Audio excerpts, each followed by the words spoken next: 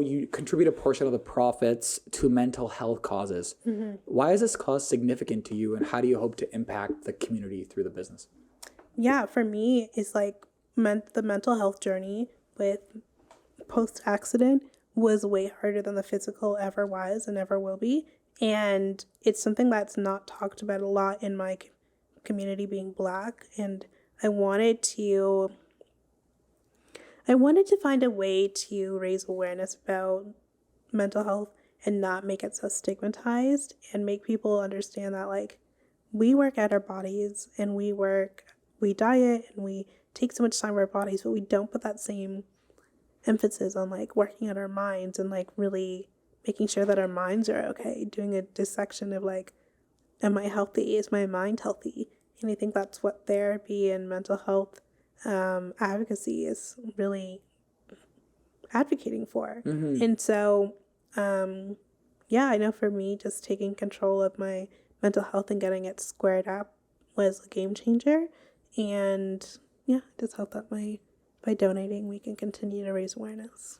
I think what's very fascinating about what you were talking about mental health and some of the words that you were using really captivated me, where I think that you specifically, you have this inherent quality, which I think is very, very important. I'm trying to instill within myself, within my entire team. I'm trying to instill the quality of, like, extreme ownership. And what that is just to own everything in your life, like own everything. Everything's your fault, and take responsibility for it all. And I think because you were talking about taking control of your mental health, so that kind of implies to me that you have this, like, ownership of your faults and of your strengths. And I think that if you don't own your faults, if you don't even think you have mental health issues, if you don't even talk about it, how can you ever fix it? You can't. If you can't own the problem, you can't own the solution. No, yeah, denial is horrible. And if you aren't able to be honest with yourself about where you're at, then yeah, there's no path forward that's going to be consistent. Like, you'll falter and continue to falter until you have, like, that honest conversation with yourself, like, maybe I'm not doing okay. And now that I recognize that, what do I do to be okay? 100%. And what are some of the resources that you think are good, or what are some of the things that you find? Therapy. I'll sing that from the rooftops. It's imperative. I don't currently do therapy, but I have in the past, and it's helped me through some really difficult times. Yeah, that'd be my biggest one, therapy. I would say this about therapy, because I've done it in the past. I think that, and this is something I'm repeating because this is something that I think, I don't know if it was Andrew Huberman, someone was talking about this, but he said this point, and this kind of made sense, because therapy did help me a little bit. But what he was saying is that therapy, they use the same methods of therapy to treat, like, women as they do men. So I think it's more like, let's talk about your feelings, let's discuss them, let's process them. And I think that works very, very good for women, but I think it's a little bit different for men, where for men, it's not so much that men need, like, to discuss their feelings per se. It's more that they're aimless. I think it's much more important for men to have a goal, because then they'll find a way. They'll find a way forward. They'll find a way through. Whereas if for me specifically, I know I kind of fell into this path. I'm only speaking from personal experience, like, because I can't speak from anything else.